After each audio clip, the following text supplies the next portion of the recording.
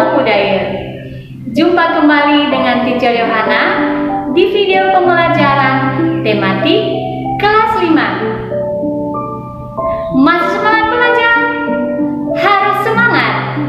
Kali ini Teacher akan mengajar tema 4, subtema 2, dan pembelajaran yang kelima.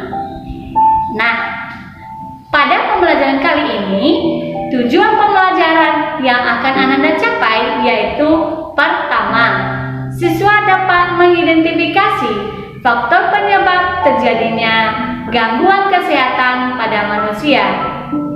Yang kedua, siswa dapat mengidentifikasi dan menyebutkan properti tari dan pola lantai yang digunakan dalam tarian daerah. Yang ketiga, siswa dapat mengetahui amanat pantun. Nah, materi pertama yang akan Anda pelajari pada pembelajaran kali ini yaitu mengidentifikasi faktor yang mempengaruhi kesehatan manusia. Beberapa gangguan peredaran darah manusia yaitu jantung koroner, varises, anemia, hipertensi, dan beberapa penyakit lainnya. Kesehatan begitu penting bagi manusia. Nah, banyak faktor yang memengaruhi kesehatan kita. Apa sajakah faktor-faktor yang memengaruhi kesehatan tubuh manusia? Nah, untuk mengetahui faktor apa saja yang memengaruhi kesehatan manusia, simaklah bacaan berikut ini. 4 faktor yang memengaruhi kesehatan. Kesehatan adalah anugerah yang paling berharga bagi setiap insan manusia. Buat apa banyak harta tetapi badan kita sakit? Ada juga yang mengatakan, health is not everything, but without health, everything is nothing. Memang, kesehatan itu bukan segalanya, tetapi tanpa kesehatan, segalanya tiada artinya. Saat sakit, kita akan mengalami banyak kerugian. Selain biaya berobat yang mahal, waktu produktif kita juga terbuang percuma. Kita yang biasanya per jam dibayar Rp100.000, maka dapat satu hari saja sudah Rp2.400.000. Uang yang seharusnya kita dapatkan akan terbuang percuma. Kalau kita sakit selama sebulan, berapakah uang yang seharusnya masuk ke tabungan kita itu hilang begitu saja? Menurut Hendrik L. Bloom, terdapat 4 faktor yang memengaruhi derajat kesehatan masyarakat, yaitu faktor perilaku, faktor lingkungan, faktor keturunan, dan faktor pelayanan kesehatan. Dari 4 faktor yang memengaruhi derajat kesehatan tersebut, ternyata faktor perilaku yang memiliki pengaruh yang cukup besar, kemudian diikuti oleh faktor lingkungan, faktor pelayanan kesehatan, dan faktor keturunan. Keempat faktor di atas memiliki keterkaitan dan saling memengaruhi. 1. Faktor perilaku. Perilaku masyarakat yang sehat akan menunjang dan berdampak semakin meningkatnya derajat kesehatan. Hal ini dapat kita lihat dari semakin banyaknya penyakit berbasis perilaku dan gaya hidup. Misalnya, kebiasaan pola makan yang sehat dapat menghindarkan kita dari serangan banyak penyakit, antara lain jantung, darah tinggi, stroke, obesitas atau kegemukan, diabetes mellitus, dan lain sebagainya. Kebiasaan atau perilaku mencuci tangan sebelum makan akan menghindarkan kita dari penyakit saluran pencernaan atau diare dan lain sebagainya.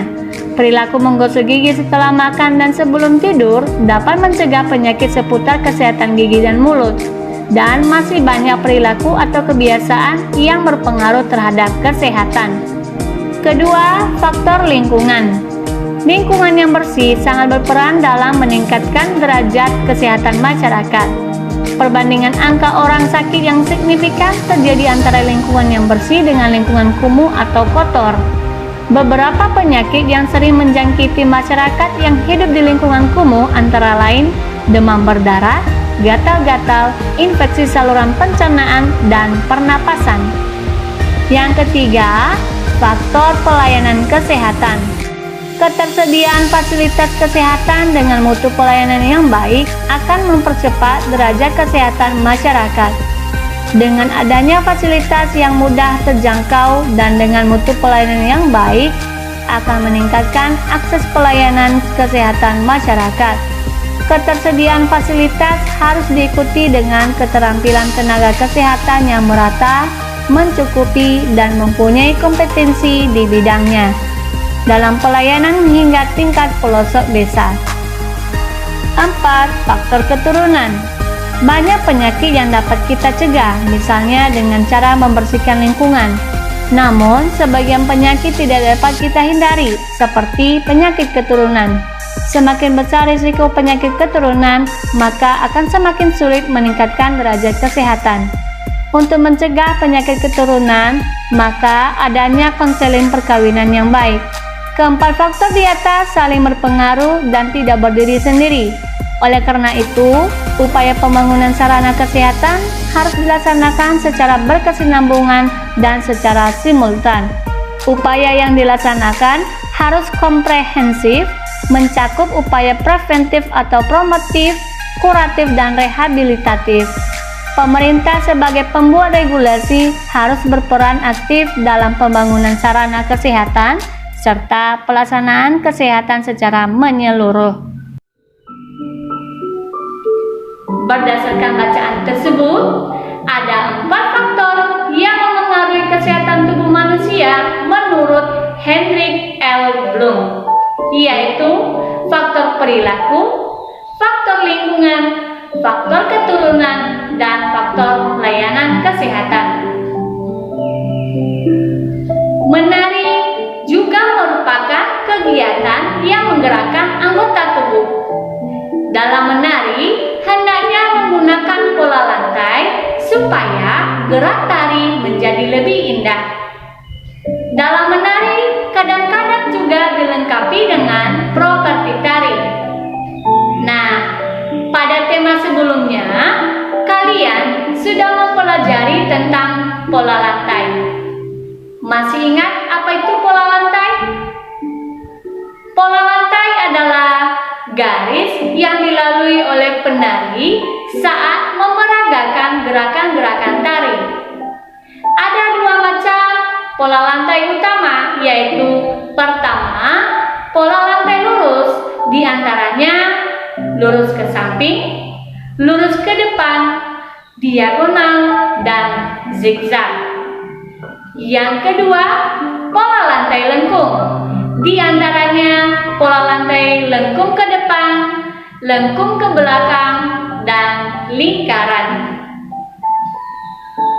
Nah, sekarang tugas Ananda adalah perhatikan gambar tarian Siti dan teman-teman pada buku tema 4 halaman 84. Kemudian jawablah pertanyaan nomor 1 dan 2 pada lembar double foliomu.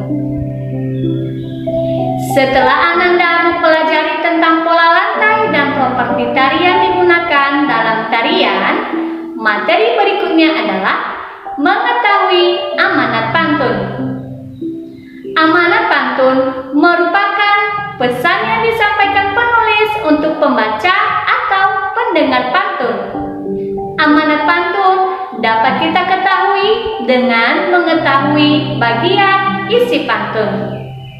Nah, simaklah pantun yang diucapkan oleh Edo dan Udin saat sedang berolahraga. Pantun Edo: jalan-jalan ke kota hujan, naik turun melewati bukit. Jangan lupa gerakan badan supaya kita tak pernah sakit. Nah, sedangkan pantun Udin adalah hitam legam, burung gagak, terbang bebas di langit tinggi.